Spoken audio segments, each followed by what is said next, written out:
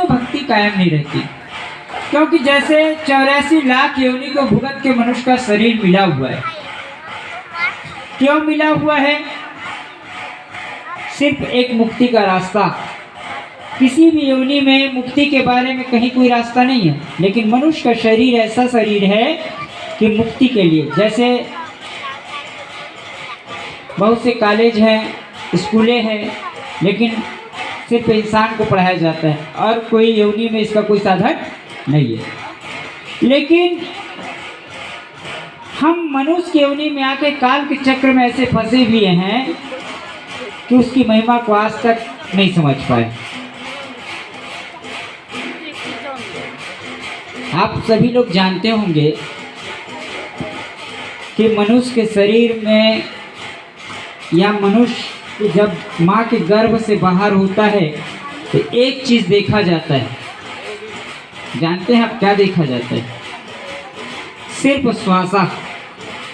यदि उस बच्चे में श्वासा है कि नहीं है, नहीं है तो उसको ताली बजा के ठोक पीट के उसके अंदर श्वासा लाया जाता है। और जब मनुष्य का शरीर छोड़ देता है, मनुष्य अपने शरीर से प्राणवायु निकल जाता है, तो भी उसका श्वासा देखा जाता है। तो कहने का मतलब पूरा जीवन जो है एक श्वासा पे आधारित है। जैसे साहब एक भजन गाते हैं हमारे बहुत अच्छे कि भजन में होते आनंद ये आनंद, भजन में होते आनंद ये आनंद। श्वासा सार रचो मोरे साहिब,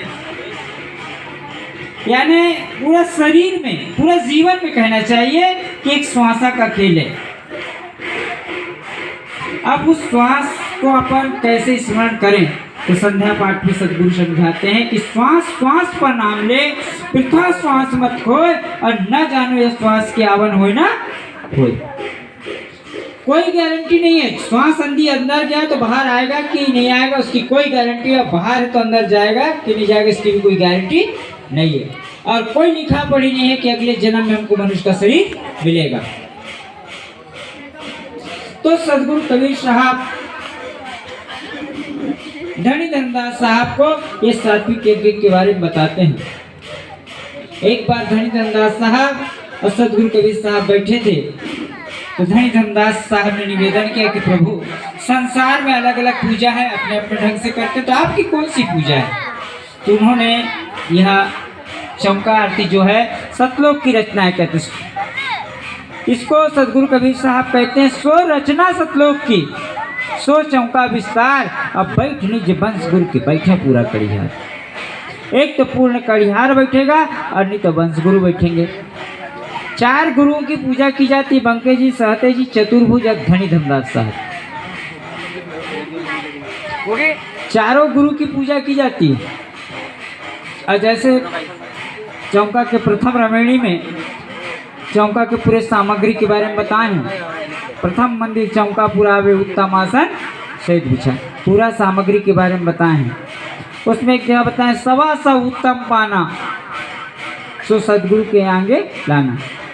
अब देखिए 125 उत्तम पान, हो सकता है 50 भी कहते थे सदगुरु कबीर साहब, 75 भी कह सकते, लेकिन कहते हैं 125 उत्तम पाना। चौका में 125 ही क्यों चढ़ाया जाता है, उसका भी एक वक्त, जितने सामग्री हैं वो सब महत्वपूर्ण है। और जैसे चौका में 125 उत्तम पाना, तो चारों युगों में सदगुरु कबीर साहब आए तो हर हमेशा वो वंशों का एक स्थापना की। तो जब सतयुग में आए उस समय 7 वंश हुए, 16 वंश हुए, 27 वंश हुए और 42। यदि टोटल जोड़ा जाए तो 92 होता है। और जब चौका का विधान दीवान लोग सजाते हैं तो उसमें सृष्टि की जो उत्पत्ति हुई तो उसमें 16 सूत का भी निर्माण किया जाता है। जब 16 सूत आते हैं तो 16 उनके अंश भी आते हैं। ऐसे करके 124 होता है और एक पान शेष बच जाता है।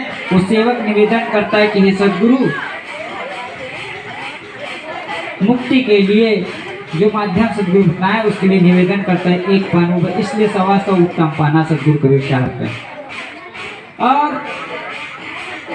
4 गुरु की जो रचना है वो हमारे अंदर भी है। जब बाहर देखा तब भीतर देखा, धर धरती दोनों एक है। लेकिन हम उसको ध्यान करेंगे, समझेंगे तब। तो चौका का बहुत बड़ा रहस्य, बहुत समय लग जाएगा।